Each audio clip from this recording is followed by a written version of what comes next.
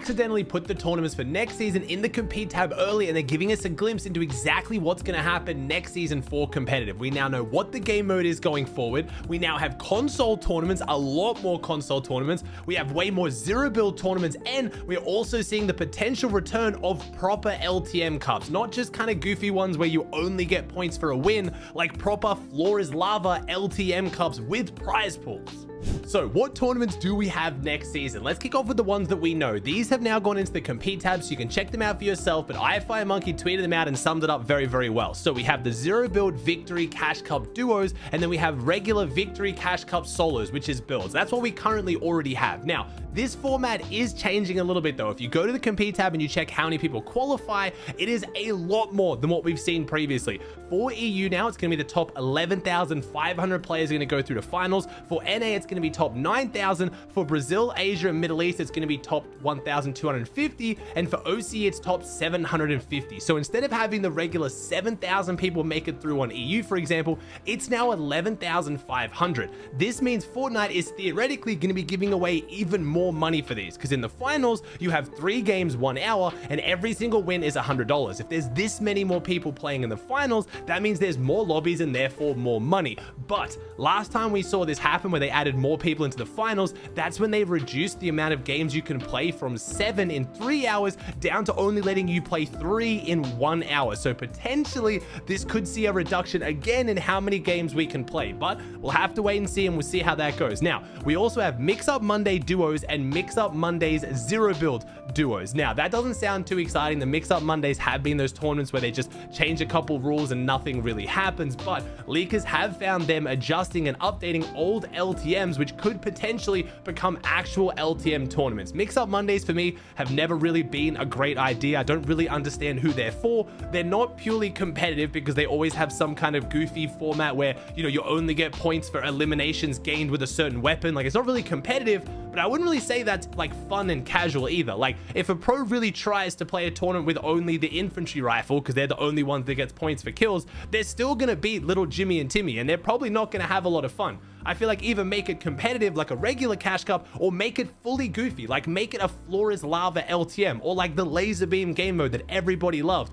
Yeah, pros will probably still win those, but it's a really nice change of pace for the content. It lets them blow off a bit of steam and have some fun, and I feel like Jimmy and Timmy would still love to ready up for a tournament with money in floor is lava. Even if they won't win the money, it's just so much more fun. So hopefully these Mix Up Mondays aren't on too often. They just really haven't been my favorite tournament. But the exciting one now, we have the zero build console cash cup duos and regular console cash cup duos. So there is now going to be 2 console cash cups every single week, one for no builds, one for builds. Assumedly these are going to run at the same time. I'm guessing it's going to currently be like the solo victory cup duos and solo victory cup builds and duo no build victory cups, where they run at the same time and you have to pick which one you want to play. And now we have regular zero build cash cup duos and cash cup duos builds. This tells us a few major things. First off, we are getting a lot more console tournaments, and we are getting a lot more zero build tournaments, and duos is going to be the main competitive game mode next season. We don't know if it's going to be the game mode for FNCS. You'll notice there is no FNCS on this list. I'll get to that in a second, but it's interesting to see what's happening with the console cash cups. Last time they did this, they split the prize pool down the middle and gave half to console and half to PC, which obviously made a lot of people very happy, the console players, and made a lot of people really upset, the PC players. And the cash cup prize pools have been going down more and more. We have people like Reese Hub in the community saying they are a little bit concerned to see whether the prize pool would now be split in 4 ways. You're going to split it into console and PC, and then you're going to split each of those tournaments into no builds and builds, essentially splitting it in quarters. So hopefully that doesn't happen. Hopefully Epic just bolsters the prize pool so everybody's happy. I mean, console getting more tournaments, I've always agreed with. That has usually gotten me a little bit of hate from the pro community. I think it's great to have console tournaments that have players play in the game. They then spend more money on V-Bucks. They get into competitive. They want to play FNCS, which is still hopefully both platforms versing each other. That's like the pinnacle of competitive, and it gets them into comp. The more people watching and playing in competitive is always a good thing, no matter what platform they're on. And if they're on console, sometimes it can be frustrating versing people on $1,000 PCs. Like, I get it, but at the same time as well, we have seen a lot of console players perform really, really well against PC players. We have a lot of EU, especially console pros last season, who were earning against PC players. So I can see it going both ways. We'll have to see how this plays out once the prize pools are announced though. Now, what is going on with FNCS? So FNCS hasn't been announced, and Boob did show some concern to iFi Monkey, saying, are FNCS is typically bundled into these tournament pools, or is it likely to be added into the future into the files? Seems weird. Usually we have both at the same time, I thought, which is a concern I had as well. If we're putting all these tournaments in the compete tab, why is there no FNCS? But iFi Monkey responded, if I recall correctly, they typically announce FNCS before they add it to the compete tab. So it makes sense for why it's not here yet. And based on my memory of this, that is correct. Usually they make a blog post announcing FNCS, then as it gets closer, it goes into the compete tab. So don't panic, there's no FNCS tournament. What do I think FNCS is going to be?